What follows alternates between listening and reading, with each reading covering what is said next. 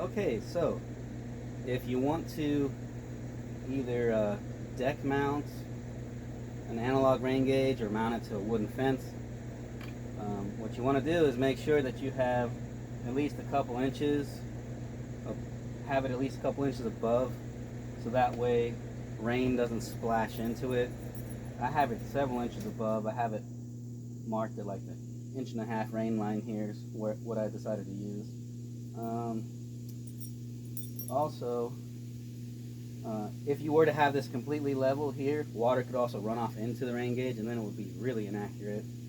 And you want to make sure that you get one that has screw holes like this to where you can just slip it off of the screws every time that you need to drain the water out.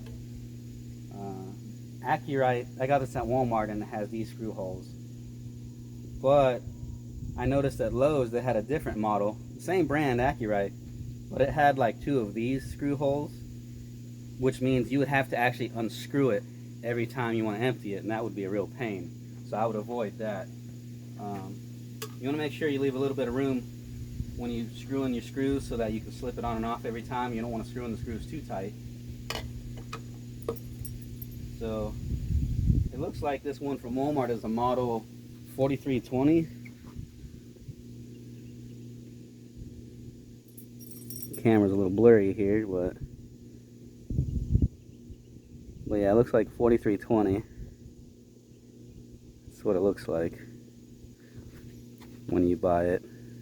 The front side's pretty plain. And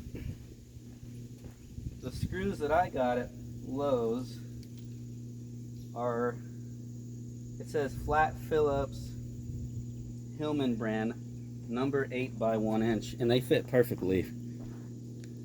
So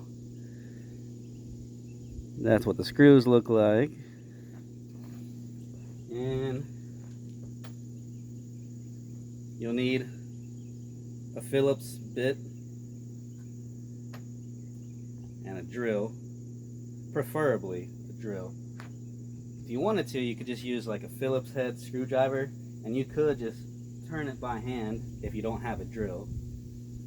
That would be the less expensive option if you don't already have a drill. It's just a little bit more work, but it still works. So anyways, that's what you need to do to deck mount or fence mount on wood an analog rain gauge.